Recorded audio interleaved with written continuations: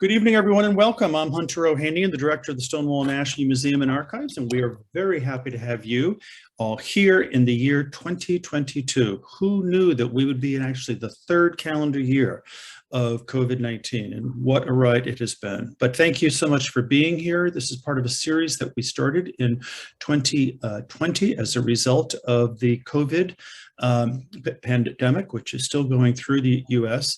And let me introduce you to our guest this evening, Mike Balbin. Mike, say hi. Hello, everyone. Hi, Hunter. Nice to see you. Where are we finding you this evening? I'm in sunny San Diego, where it's 71 degrees. Well, I believe you guys are suffering through a cold wave, just to make you a little envious. Well, that's true. You know, it's cold here in Southern Florida because we're having a cold front come through, and it is a chilly 73 degrees, but it is rainy. I had to actually put a coat on today. I didn't even know how to put my arms and sleeves anymore as to how to put a coat on, but it was certainly possible. Please also say hello to my colleague, Paula Sierra, and Paula is there behind the scenes. Hello, Paula, nice to see you. Paula is in Miami right now, and so she's at home there. So Paula is our digital asset manager, and she's also working on digitization for the archive as well too. So Paula, thank you for your help this evening. And just to let some people know about Stonewall, we've been around for 47 years. We're one of the largest LGBTQ libraries in the United States, as well as one of the largest LGBTQ archives. Our library has over 28,000 volumes. It is believed to be the largest LGBTQ library in the world. I hedge that a little bit from time to time because I'm not sure who keeps track of those things, but certainly we have an amazing trove of books. And if you have any LGBTQ books, either by subject matter or by author, please send them to us, and we will add them to the library. Most of our books come from donations. And if it's a duplicate, don't worry about it. What we do with duplicates is we send them off to LGBTQ centers around the United States. We curate boxes of books for them. We call them LGBTQ starter or LGBTQ library starter kits, and those are quite popular, and so we send those out to people. And also sometimes we replace copies. Our copy of Patricia Nell Warren's The Front Runner was completely worn out, having been around for so long, and just last week we replaced it with a new copy that could come in. So, so please, you can contact us through our website at stonewall-museum.org. And you can contact any of us, and we'll be happy to help you to arrange that. In addition to the library, we have an archive. We started the archive about 20 years ago, and the archive measures 2,700 linear feet.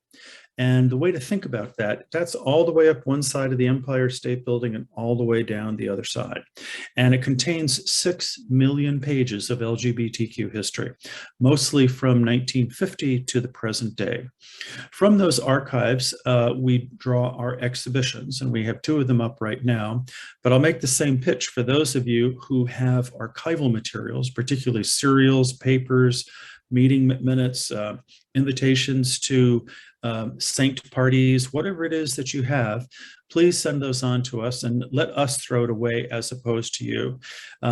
What we do is we add additional things, and the archive has just many serials from all over the United States, serials and periodicals. But don't assume that we have it. Send it to us and let us take a look at it. Again, sometimes we'll replace things with newer copies of them, but it's important for gay history to be recorded in this way. We recently had somebody here in South Florida who called and said he had some stuff to donate. We ended up taking 17 boxes of stuff from his house, including some serials, some very rare serials from the 1950s and 1960s, some that I had never seen before, as well as original Polaroids that he had made with his partner in the early 1960s in a house that they lived in outside of Chicago. That degree of gay history is so important to be preserved. In this case, this individual, his mother is still alive at 98, I think, and his sister's alive. And of course, they know he's been gay all these years. But they don't have any interest in preserving this stuff. And so his concern is that when he passes, this stuff will all just be thrown away. And that's what the family would do with it. But the beauty is that it's going to be saved. And so it's great for that stuff to happen. So if you have things like that, you should contact us and we can figure out a way for them to come to the archive and for us to get them. In addition to all of that, we have exhibitions that we do, as I mentioned, and the exhibitions are drawn from our archives. We have 2 shows up right now that have been up all of this fall and early winter. One is called Don't Ask, Do Tell, which will be coming down probably in about 2 weeks. It is the story of celebrating or marking the 10th anniversary of the end of the Don't Ask, Don't Tell policy. And it looks at the 250-year relationship between the US military and the LGBTQ community, starting with George Washington in the late 18th century and going all the way to Joe Biden today. And so if you are in South Florida, please stop by and see that before it comes down.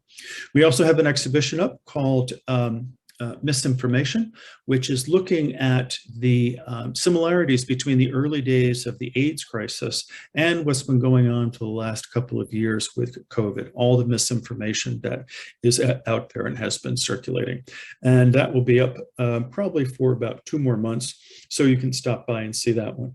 The shows we have lined up after that, one is by the artist photographer, Robert Giard. And he did an amazing job photographing LGBTQ leaders and authors. That show will be opening in a few weeks.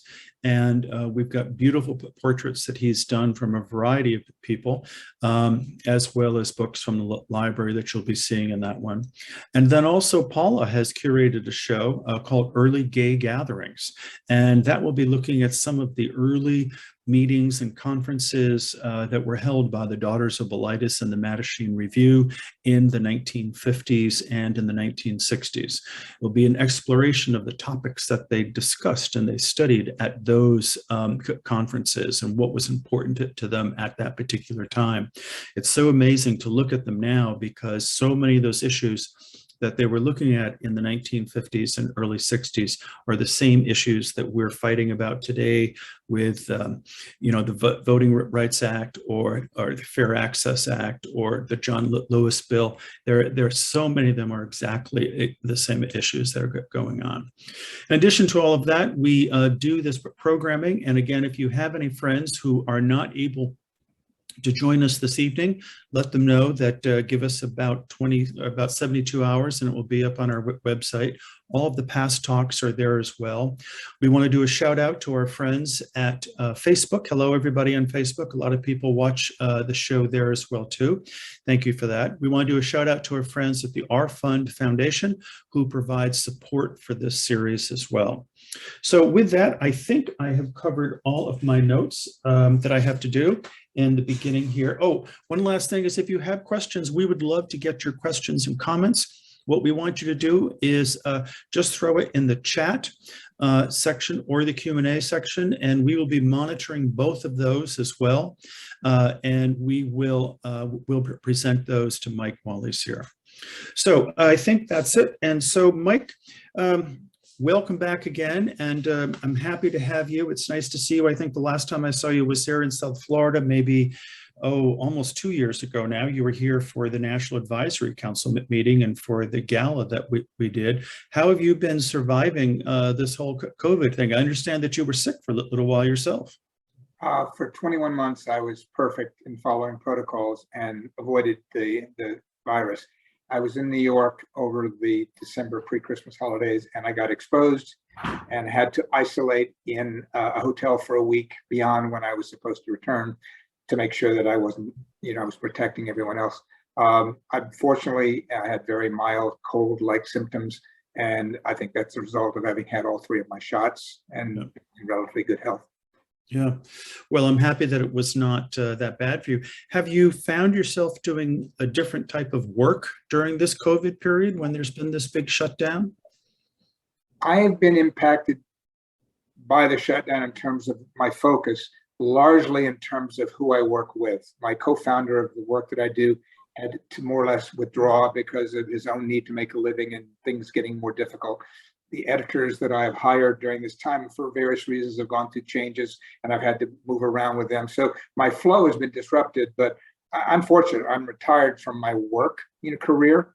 I can dedicate as much time as I want to this. And as long as I have the support I need to put out the content, it goes pretty well. Yeah, so you found that it has impacted simply because your colleagues, as it were, have their lives have changed, I suppose. So you mentioned that you were retired and you were a financial analyst in international area? I was an investment banker. I started out in the trading floor, where they call it capital markets, and then moved to the corporate finance closeted offices upstairs, where you're calling on banks and corporations and other institutions around the world. My focus was Asia, mostly Japan, and then in my last decade or so, China. Great. And I think you also mentioned to me, or I read, that you came out relatively late in life. Well, for back then, it wasn't very late. For today, it looks positively ancient. I was about 24. Oh, that's not very late. No. And so where did you spend most of your adulthood? What city? Just backing up before that, briefly, I grew up on a cattle ranch in the Deep South, moved a very conservative, homophobic religious area, moved to New England when I was in high school with my family, went to colleges throughout New England, and ended up in New York at 24, 25. And I was there until last year. So 44 years. 44 years in New York. Yeah. Well, I spent a year in Tokyo, but I kept my place in New York. Right. And do you miss being in New York all the time? For the first 9 months I was here, I didn't think I did. Yeah. Because my memory of New York was during COVID, shut Right. down, cold, boring, right? Depressing. When I went back this summer and it was bustling and everyone was out, I realized, of course, how could you not miss something after such a long time? And I've been back 2 other times subsequently. So I'll go back regularly for the rest of my life. Yeah. Great. And San Diego, how did you end up in San Diego? I sold my ex and I split and sold our apartment in January of 2020, and COVID hit while we were in contract. And he was already heading to Palm Springs. I was going to stay in New York. I couldn't even go into apartments to look at them.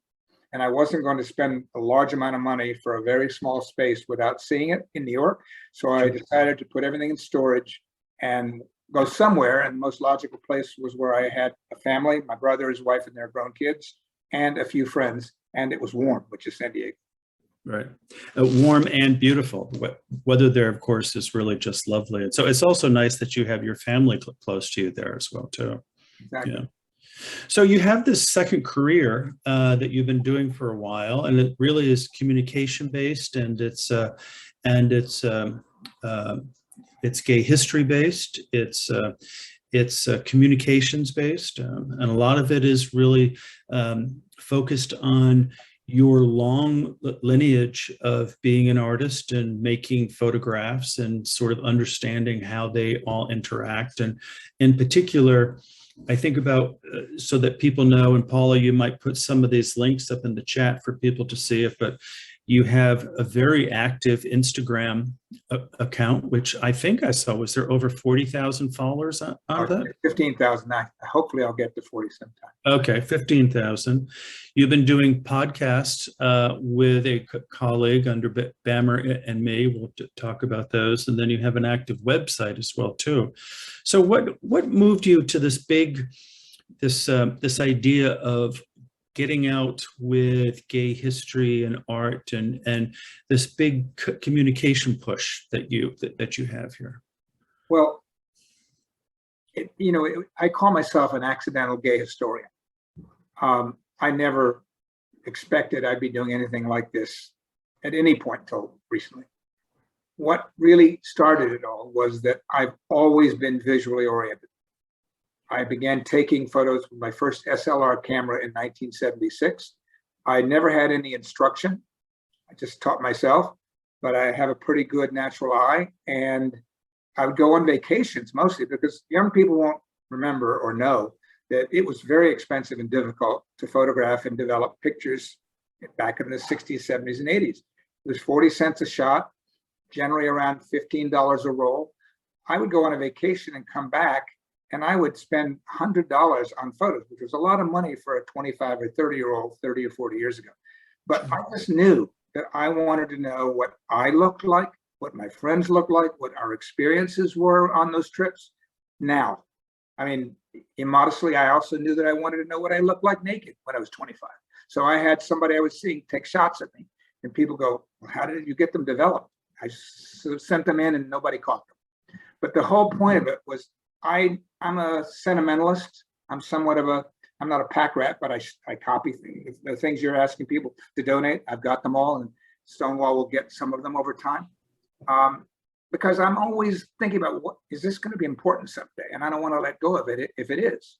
I have the citation I got for running in the nude on Black's Beach in San Diego in 1979. I have a yellow legal pad, double-sided, with my notes on every bar I visited, every gay bar, on my cross-country trip in 1979, where I was learning how to be gay. Did I like it? How many times did I visit it? Did I like it? What was it like? And so how many people saved those things? And I never thought I'd use them. And I really didn't think anybody else would care about them. Frankly, I had partners who, I have about 12 or 13 albums with 500 photos each in them that used to sit in the cabinet. And I would show my boyfriends when they came into my life, hey, here are my photos, go through one album, and they'd usually say, oh, okay, I've seen enough, thanks. All right. So if they don't want to see it, who else would? Little did I know that now we're in a period where nostalgia reigns, and the 70s and 80s are extremely popular, particularly among, the Gen Z and millennial group of young kids. Kids is the wrong word, young men and women. And so I just started putting up a few on Instagram when I didn't even know what hashtags were. And lo and behold, instead of my usual 10 likes, I got 50 or 100. And a lot of them are guys in Speedos. We know what the internet likes, thirsty, or thirst traps. But I found myself being asked what was going on then, and starting to tell the story around the photo. And in my life, I've been a detailed, rather long-winded guy when I'm out speaking to people. But when I get in situations like this, I know how to curtail that. But it's the one place in my life where my detail didn't cost me, where people didn't mind it. In fact, they wanted more detail because it gave a flavor of what it was like in a period which they had a lot of interest in. So I began telling my stories, and then I veered off and began discussing issues back then versus now, and commentaries on things that we talk about, but we don't often see written. Have you ever paid for sex? What about drug use? What about monogamy versus open relationships? What about age gaps in relationships, etc.? And that's how my Bammer47 Instagram account grew up and has attracted the following that it has. And I engage anybody that contacts me, I respond on the comments privately, and there's a sense of community there. Now, I was urged by hundreds, if not thousands, to do a book with a photo album with narratives, and I will someday. But I really didn't like the idea that it sounded like a vanity project. I was focusing attention on me. I did get introduced to the guy who would become my partner, and he was in publishing for 30 years, and someone said he could be a great curator for your book. When we spoke, he said, Mike, we could do a book, but these days publishing isn't what it was. It's no longer bookstores, and you might make a small splash and then you're done. But I sense you want more of an impact. Why don't we take your photos and write real, in the moment, first person, active voice stories that will engage your readers and draw them in. And let's try to get that to solicit from them stories from their lives and their photos. And by bringing that all together, maybe we can create and forge a stronger sense of LGBT community than typically exists out in the world. I mean, we come together for pride, but how often do you see us picking at each other? I mean, the amount, for example, of transphobia in the gay male community just astounds me. So our thought and hope is that when you begin to listen to other people's stories and relate to them, it's really hard not to be compassionate. So if you've heard, I interviewed a 38-year-old Ecuadorian trans woman, and unfortunately the quality wasn't very good. I'm gonna have to redo it when I come to Miami next month. But her story is powerful. And if you hear that, and you're somebody that doesn't believe there's such a thing as a trans person, or you are suspicious of what they went through and how they could really be where they are, well, you might see the parallels between our lives as gay men before we came out and her life as a man, pretending to be a man when she knew she was a woman over 3 decades. And you, oh my God, I get it now. So that's my goal. And that's how the Instagram started. And then Bammer.co is the website that Tom Walker and I put together. We have contributions of about 200 stories from 75 contributors in 20 or 25 countries. And then he may be listening now, I'm not sure, Caleb Holland, a young, at the time, 25-year-old documentarian with a lot of credits to his name, really talented young guy, followed me on Instagram, contacted me and said, you know, I'd love to collaborate with you. I love your stuff. Would you be willing to discuss it? I said, sure. He said, well, ideally we do a documentary, but we don't have a budget. How about a podcast? Okay. So we ended up doing 2 episodes, and we haven't done anything like them since because his job ended up pulling him in. But they were he and I interviewing each other across the 40-year age gap on a common theme. When did you first realize you were attracted to people of the same sex? When and how did you come out? And what we learned and the parallels or differences were pretty impressive. So that was the start. But when he went back to his job and couldn't do anymore, I'm like, well, I like this podcast thing. What can I do on my own? So now what I do, and he's the guy who came up with the name, which is Bammer and me being the guest, is that I find people that are generally not known, although some are a little bit, and with remarkable lives that have been lived and no one knows about. Whether it be the 35-year-old, you know, Somalian refugee who spent 8 years in refugee camps in Kenya and is now a cardiac surgeon, or, you know, 3 people who were at Stonewall, or the guy who founded the first AIDS ward, dedicated AIDS ward in 1983 at San Francisco General, or the guy who was in the Backstreet Bar and Grill in Roanoke, Virginia in 2000 when a disaffected former army guy came in and pulled out a revolver and shot 7 and killed 1. And the guy I interviewed was one of the guys who was shot. So these people, their stories deserve to be known. And if you're like me, you've got friends who died of AIDS. We all know that families came in and didn't know what stories were behind the pictures and tossed them. They're gone, unless you were lucky and some friend saved it. Well, our goal is to get people now to document their lives, and in so doing, to hopefully draw us all closer together. Sorry for the long answer. Yeah, but it's, you know, of course, from an archival standpoint and a history standpoint, it's that kind of attitude, which is what preserves material and actually puts that ethic about saving things and putting them out there. You know, Paula, I know you can hear us, and I would like, while I ask this next question, if you can queue up and share from your computer Mike's Instagram page, because I think I haven't asked Mike to do that, but if you can share that from your screen, I think it would be good for people to be able to see some of that. And then after we share that, we might want to share the web page as well too. Let me interject with one thing, Hunter. I want to make very clear before people look at these photos. You know, I grew up at a time where there was very little diversity, and my pictures reflect that. So understandably, when on Instagram, a lot of times I've got people coming in and saying, where are the people of color? Or, you know, and understandably so, but it was a very different time back then.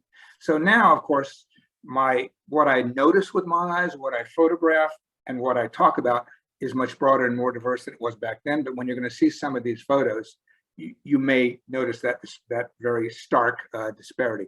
The other thing is, just as an aside, one of my friends, a Black friend of mine from a nonprofit whose board I was on, said, Mike, if you want to overcome some of this disadvantage and let these people understand how serious you are about this, why don't you come with me? And I did, as his guest at an all-Black LGBT cultural outing in Cancun 2.5 years ago. I was one of 2 whites in a group of 322 Blacks, and it was a 4-day weekend, and it was an amazing experience. So this is what I mean about trying to bring us all together and understand each other through storytelling.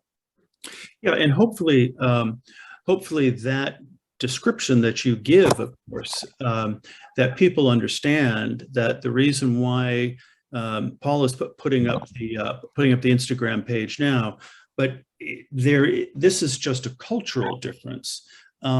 In the sense that this is the community that you knew, this was the area. It's not that you had any particular bias or racism that could cause this.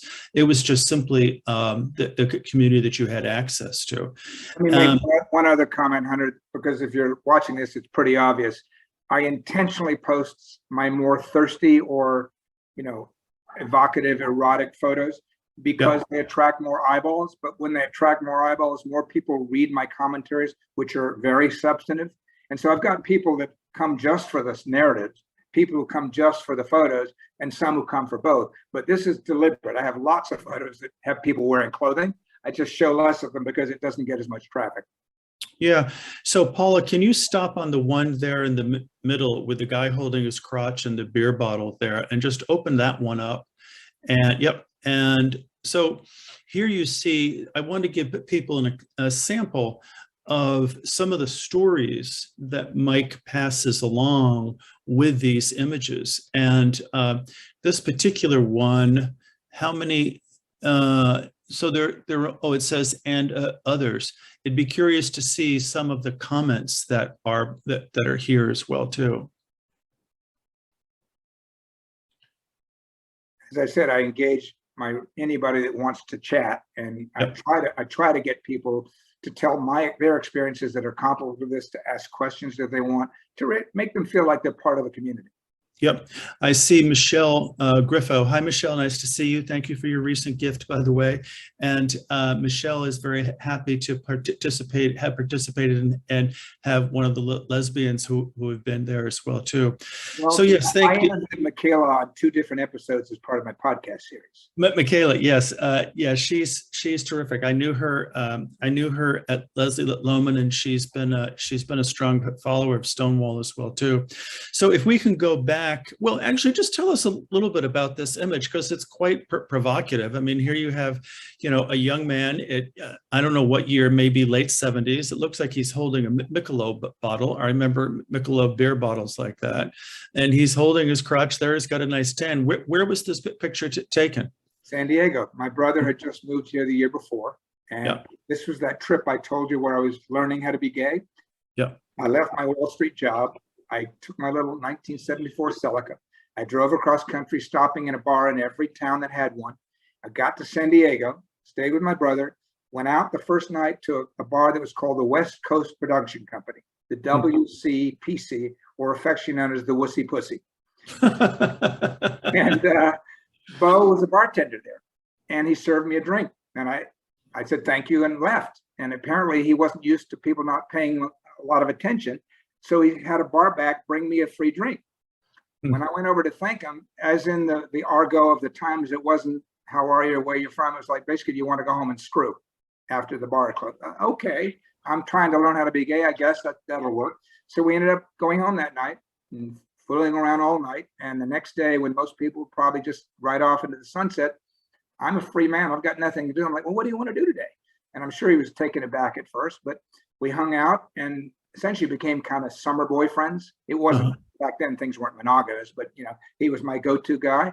And when I mentioned getting that ticket on Black's Beach for running in the nude, he was with me, and he was running with me for a mile. And he said, I'm done, I'm going back. And I did my 5-mile run and ran into the county beach versus the state beach, and I got picked up.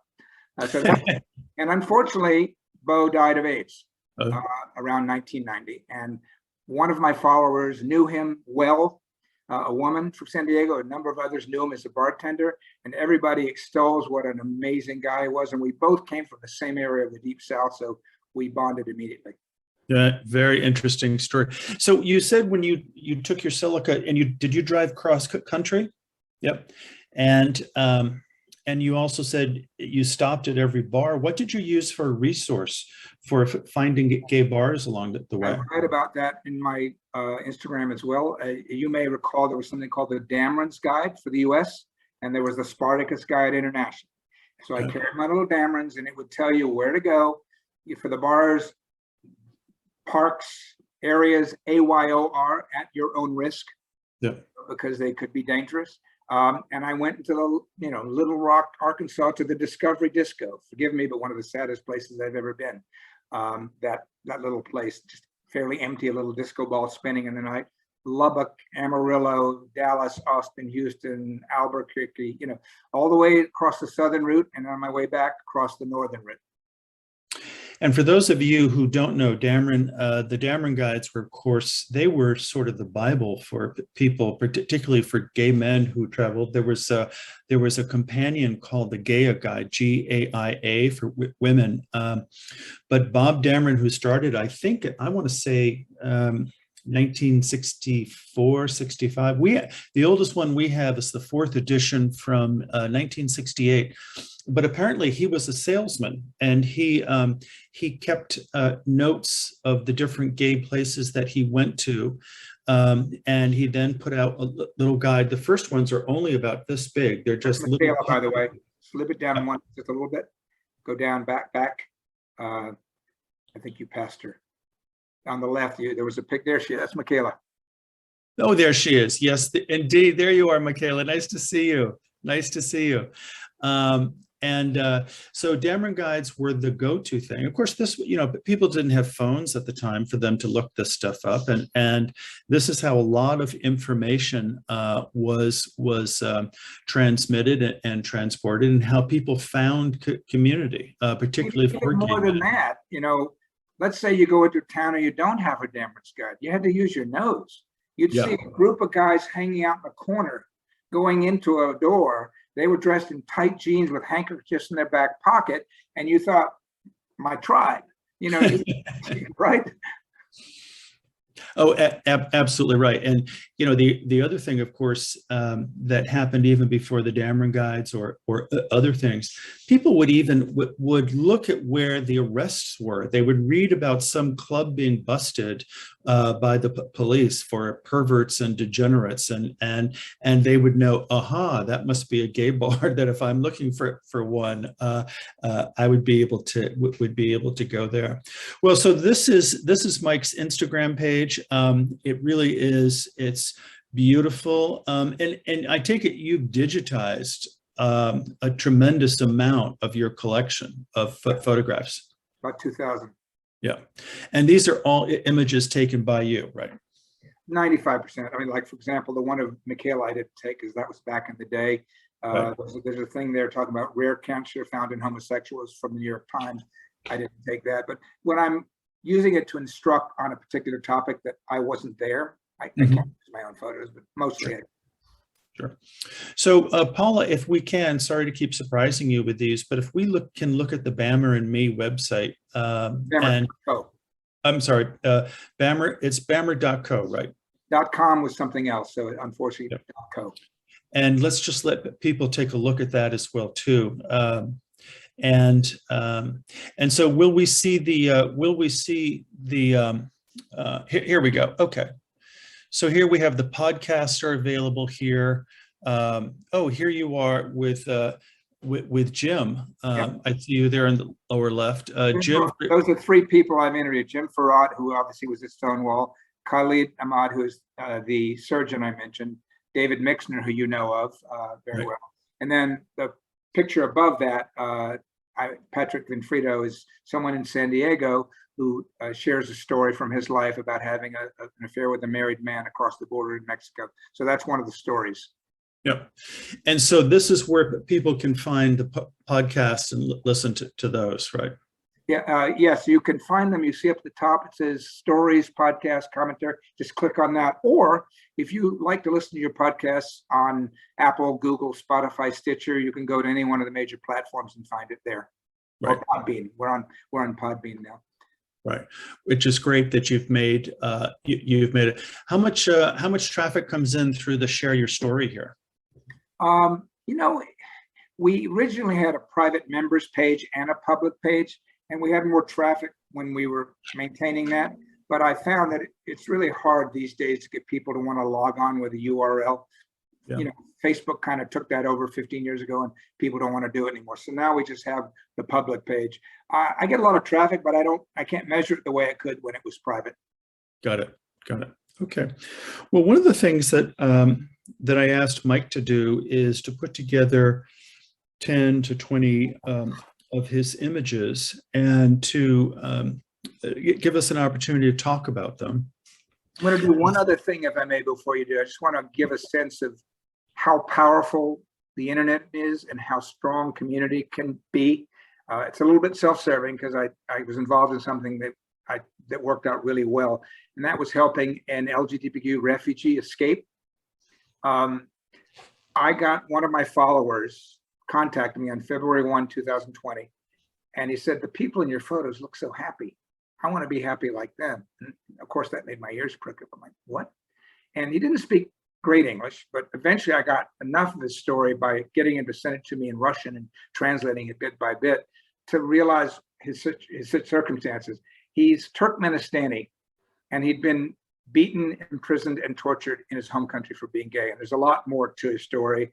But as soon as I heard that, I said, I've got to try to do something. So we started putting the story together with the help of the Russian LGBT organization in New York. And we were going to raise funds through a GoFundMe campaign to try to get legal help for him to get him out.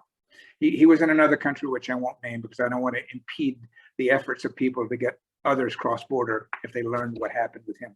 But he was in another country he'd gone to on a tourist visa, overstayed his tourist visa, lived there for several years illegally without working papers, and was about to be sent back to Turkmenistan when his passport expired. So there was a time clock racing against us.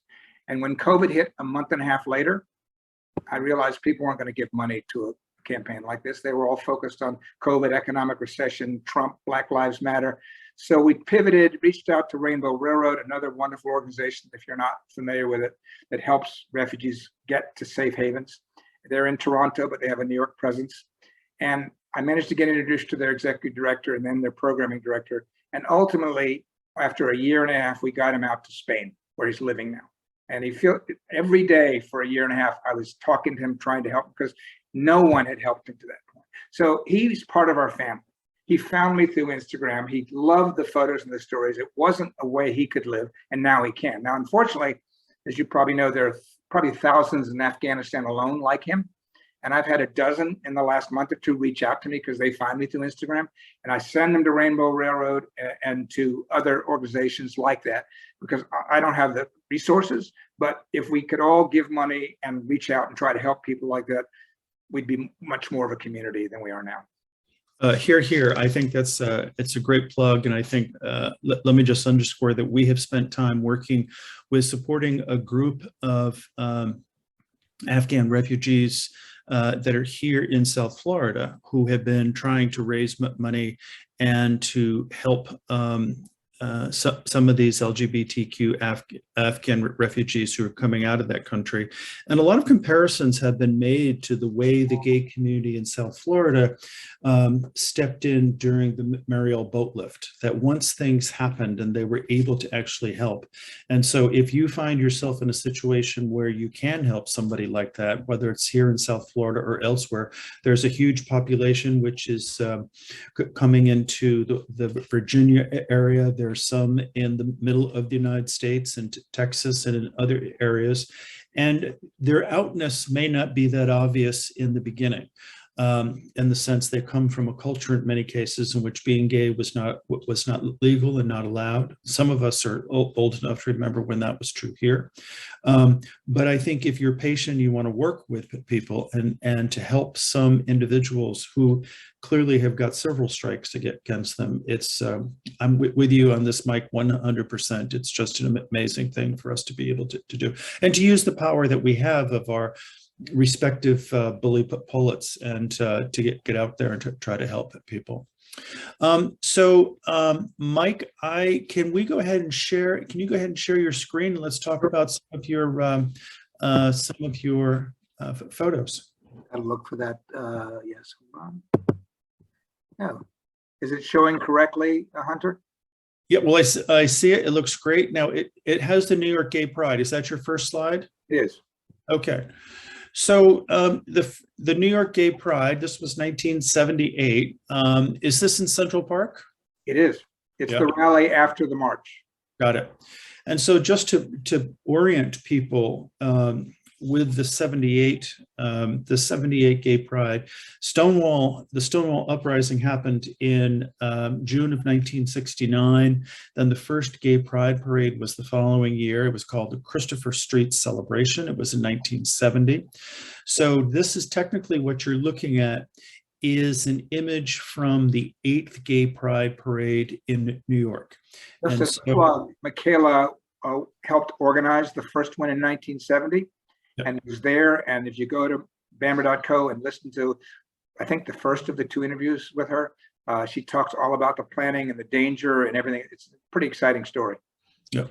So tell us about this image. Well, I was on Wall Street and I was closeted and I was petrified of anybody finding out. It would either have cost me my job or certainly my promotions and my compensation. So I could not allow anybody to know I was gay. And during the parade on Fifth Avenue, I kind of hid behind people along the side of Fifth Avenue, watching, but fearful that someone I knew might see me, and making sure that they didn't. When I got to the park here, the only people who were going to be here were clearly celebrants, and most likely gays, certainly allies if otherwise. And so I felt freer. And I was just wandering among this crowd. I didn't have a gay friend in New York at the time. I was not out, even except for myself. I'm kind of the opposite of most people. I had an easier time telling my family and fraternity brothers than I did in integrating myself into the gay community, because I felt so different. I was a football player in college and a pole vaulter and a rugby player, and I didn't see people like me. And so I didn't know how to relate initially. It took a while to work my way in. That trip a year later in 1979 across country was the start of my real coming out. So I wandered here, and eventually I got to the stage where they had a performance set up. And I have another photo on my site, or I can send it to anybody that wants it, which I captured within only a few feet of Grace Jones, the amazing iconic singer and former model, prowling in her Pink Panther outfit across the stage and speakers among a sea of 50,000 people. So this was that experience. Me kind of, my first open, not worrying about who knew I was here in the middle of the sea. And it's interesting. It's interesting to hear you describe it in that way, because I mean, so many artists and photographers are voyeurs, but in a real way, you were a voyeur in this situation, even though you wanted to participate with them, and not just physically. You wanted to be part of the tribe with them, and you really, because of the circumstances, you were forced to stand on the edge because there was so much that you feared. Absolutely. Yeah. Shall I move to the next one? Sure. Oh, you know what? I'm sorry. This is just the stuff we just spoke about. I'll skip that. So this is 2 years later, and so I take it you're now at the Pines. So this is Fire Island, the Pines, the 2 big neighborhoods, or one section called the Pines, the other is Cherry Grove. But so, you just described the Mike Balaban 2 years earlier being shy within the gay community, and the Pines certainly had a very big gay reputation at the time. It wasn't Ozzie and Harriet going there for a vacation. It's Ozzie and Harry. I traveled a long distance in those 2 years. Yeah. And my best friend, who later passed away from AIDS, got us invited, I think 4 times in the summer of 1980 out to Fire Island. I'd actually managed to get there on Halloween '79, which is after the season ends. It's chilly, but the legendary Sandpiper, the original bandbox of a wooden disco fire trap, closed on Halloween weekend, and I got invited out for the closing party.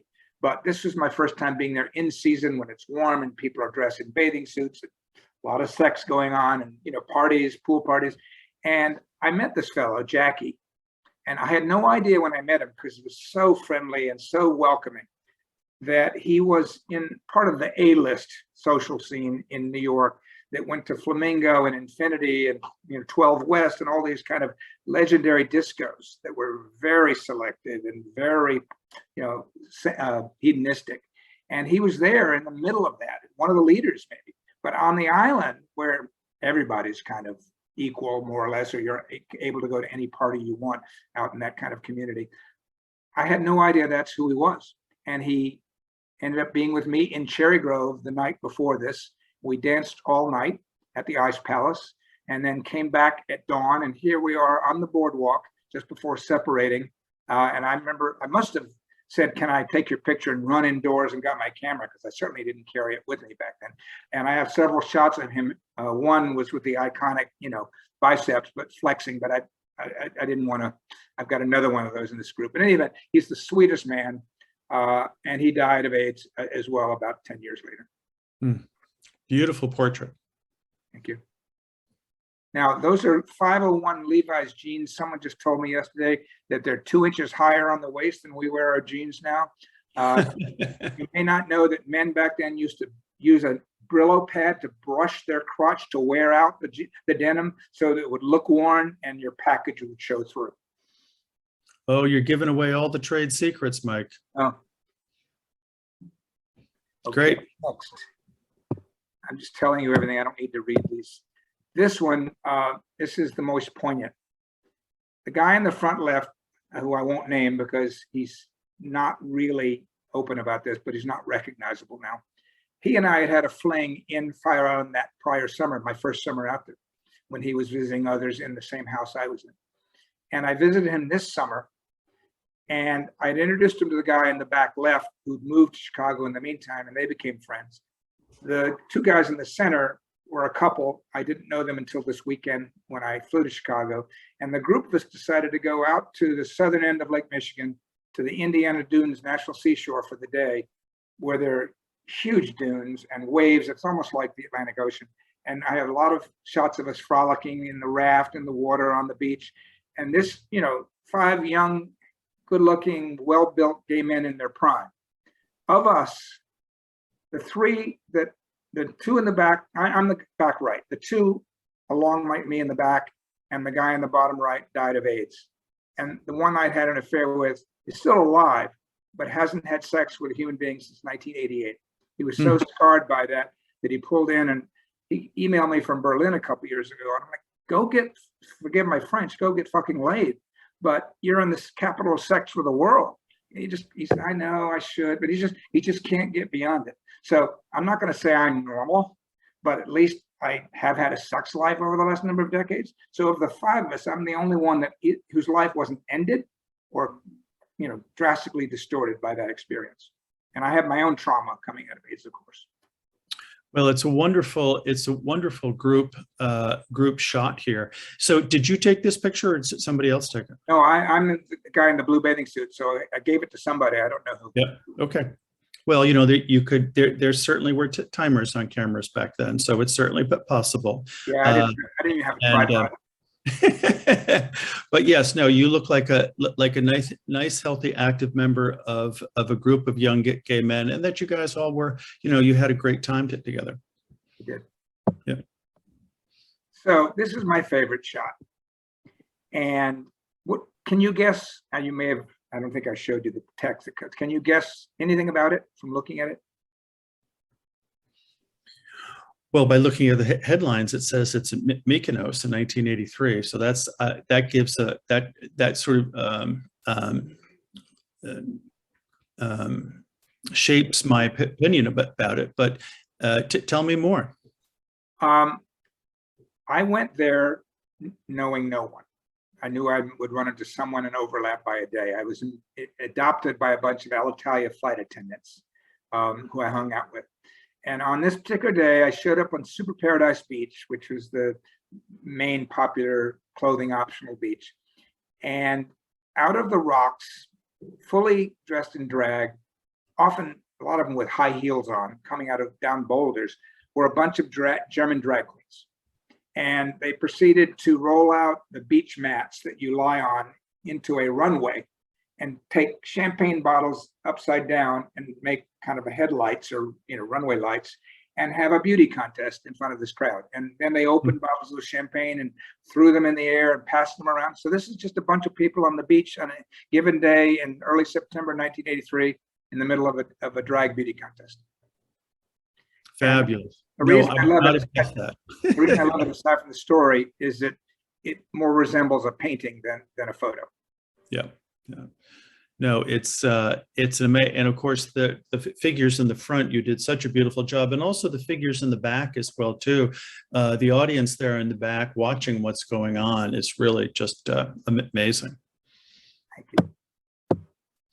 So 2 years later, I returned to Mykonos, and while I was on the beach, I saw this guy lying by himself, and somehow got up the courage to go over and start chatting. And within an hour, we were entwined in each other's arms on my towel.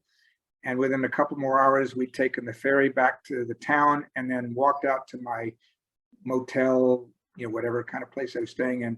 And this is the terrace, and slightly to the right and behind him is the Aegean Sea. And he stripped for me before we had sex. And I asked if he minded, and he said no. And I took a dozen shots of him in the process of stripping. And this is near the end. And of course, I've blurred the sensitive area just because who knows if he would care. And also, when I put stuff like this on Instagram, they delete it immediately. And we had a really torrid affair for 5 days and met up again in Key West a year later. And then I lost contact with him. And my sense is he probably isn't around, but I've been looking and haven't been able to find him. And by the way, I have been reconnected with a half dozen people like this from my past via my Instagram page. People will recognize some photos and contact them and tell them, hey, you're on his page, and they'll reach out to me, and friendships are resumed decades later. Which is such a wonderful way of building community. There was a certain amount of youthful sexual desire that things might have started with at the time within the gay community, but then to be able to get the camaraderie later on in life is really amazing. And he's the first guy that I'd ever seen with tattoos on. They hadn't become popular back then. Yeah. In 1986, I started a 12-year span of renting a room in a house in Southampton, then New York, kind of well-to-do resort community 2 hours outside the city.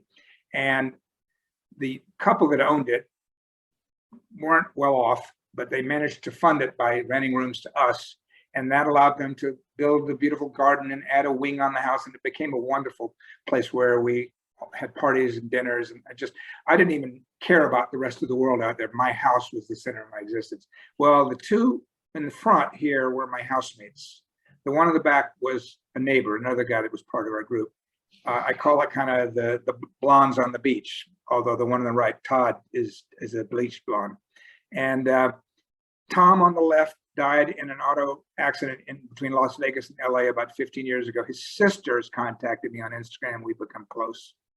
And we've reminisced over his life. Alan in the back died of AIDS in the early 1990s, and Todd is still alive. This photo was featured in the Guardian newspaper in 2018 or 19. For those who are familiar with the AIDS Memorial page on Instagram, which documents photos and stories of victims of AIDS submitted by surviving friends, lovers, families. Stuart, who runs the AIDS Memorial page, and I have gotten very close. He had me go on ABC National News TV representing his page and what he does in New York because he couldn't be there. But his story and that page's story was told in the Guardian, and they used 3 or 4 photos from the AIDS Memorial page. And this is one that he'd featured of friends of mine who died of AIDS, and they featured this and the story in the Guardian. Great. I also have a photo that's going to be in Billy Eichner's new Universal film Bros coming out later this year. It'll be the first movie ever deliberately casting everyone as an openly LGBTQ actor or actress, even though their roles in the movie are not all queer. Okay. So in 1987, I took a trip to Ibiza. I actually took a trip with a friend to Paris, the south of France, Ibiza, and Barcelona, 2 weeks. And for 5 or 6 days of that, we were in Ibiza. And on this one day, he and I had met a few other people who decided we wanted to rent a sailboat for the day. And we went from Ibiza to Espamador and Formentera, two islands, one owned by the King of Spain. And one of them has a mud sulfur bath that you're welcome, even though it's owned by the king, to get off and go bathe in. And so here we are, nude sunbathing and sailing in the Mediterranean in 1987. This is one of the most popular photos I put up. In 1990, I was on part of the Gotham Volleyball League, LGBT volleyball in New York. And we put together several teams that went to Vancouver for Gay Games 3. 82 and 86 had been held in San Francisco. 90 was the first time it ever left San Francisco, and it's revolved around the world every 4 years since then. We competed. My team won a bronze medal in one of the lower classes, and we met these two guys who were divers from Philadelphia during the competition. And then the day after it ended, we were all so stressed from all the competing, although it was fun as well as competitive, that we went to Wreck Beach, the nearby clothing optional beach outside of Vancouver. And these two guys got up and were flexing for their fans on the rocks. And I just thought it looked iconic and took a few photos of it. Indeed, it is very iconic.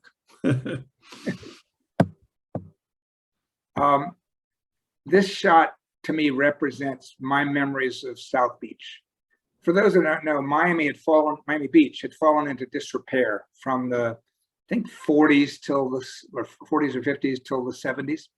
And then it began to slowly get investment dollars and began to be redone.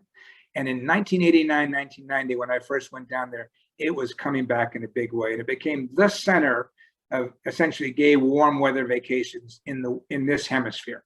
And for a decade, it then later shifted to Fort Lauderdale. And I write in my blog things like this. The Key West was popular until the late 80s. It then became Miami until the late 90s, early 2000s. Now it's Fort Lauderdale. Where we go tends to be very temporal. But this is a photo. I knew the one lying down, face, body up, George DeCipio, and he passed away from AIDS too.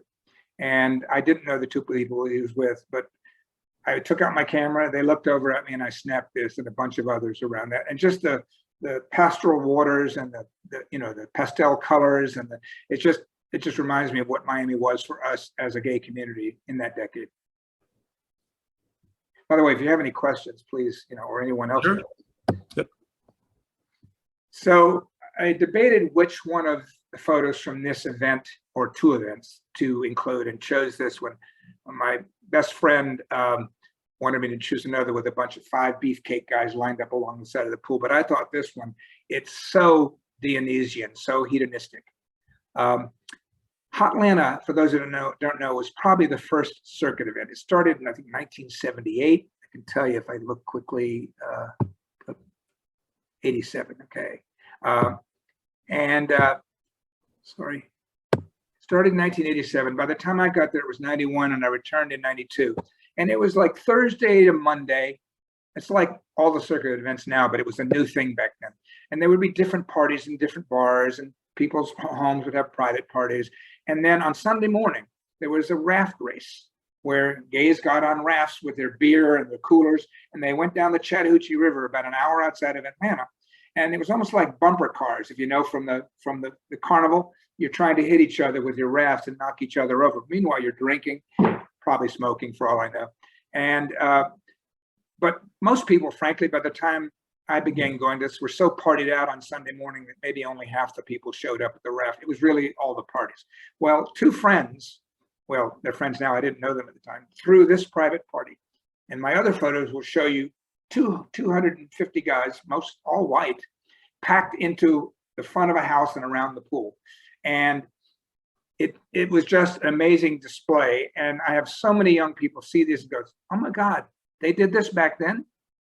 But, and it will come as no surprise to you, I don't know if you're familiar with is it the GLBT archives in San Francisco that has, I may have it here handy. They have the films discovered in the legacy estate of a guy who took photos of his friends and him in Vallejo, California, coming down the hill onto a floating dock, moving, silent pictures, but moving pictures in bikinis, doing exactly this in 1947.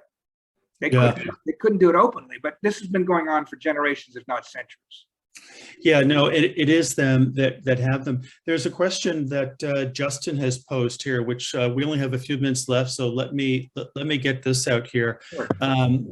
After saying how much he likes your work, Justin says there's a certain standard of sexual attractiveness back in the 60s and 70s, which he says he still relates to because that's when he came out. How do you think the sexual attractiveness standard is different today? why do you think it may have changed? Well, first of all, we go through various fads. I mean, in the 70s, it was more natural. They hadn't discovered steroids yet. It was worked out, but it was slender muscle. In the 80s and 90s, steroids came in and it got bigger. In the 90s, people started trimming their body hair. You know, mustaches are big in the 70s. Things come and go. I do think there will always be an audience for this kind of, you know, very fit, muscular, gay man. But given the mushrooming of our community and the wide array of possibilities, I think there are many different audiences for many different types. And I don't think this is the dominant one anymore. In fact, you know, I get a lot of flack, as I said, sometimes for having taken mostly photos like this. And I have to say, look, I'm not saying this represents everybody or that represents what everybody likes, but this is what I liked and what I took photos of. So, you know, find another page. I think in Justin's question, it reflects the point that we all have different or certain appetites about, you know, the objects of our affection. And, you know, Justin said in that question that I read that, you know, was when he came out. And so that's what he first started being attracted to. But, you know, that stuff all, it's so wonderful of being able to see it. Mike, can I ask you to hit your stop share button for us here? And so it's been great. It's been great to chat with you. We've come to the end of our hour, and it always goes by so fast. And so thank you so much. I want to remind everybody that you can see more of these images on Mike's Instagram page, as well as the website. Both of those are there. Remind your friends that they can see this on stonewall-museum.org. Give us, as I say, a couple of days and the whole talk will be there. And be sure to sign up for our newsletter. It comes out every Tuesday, and you can stay in touch with all these talks. In a few weeks, we're having Adam Smith come, and whose new book is called Deep Sniff, which is actually the history of poppers and queer futures, which is interesting that someone has written a book about that topic. And then in the beginning of February, Sarah Schulman will be joining us, talking about her new book about the AIDS epidemic. And then later on in February, early March, Alan Swag and his new biography of George Platt Lyons will be our guest as well too. So you'll find out all the details that you need about all this, about all these things by going to the website. And I just want to do a shout out again. Thank you to our friends at Our Fund for supporting this. And Paula, can we wave goodbye to you here before we go off? There you go. Thank you. Thank you for your help, Paula. And so Mike, just one last thing with you. Thank you so much. Could I just let everyone know that anyone who wants to contact me, feel free directly on Instagram or the website. And also, if you have a story you want to write and share, we provide writing workshops occasionally, and we offer editing and polishing and curating. So happy to help. Thank you. Mike, you're very generous with your time. Thank you, everybody. Stay safe and 6 feet apart. So long. Bye.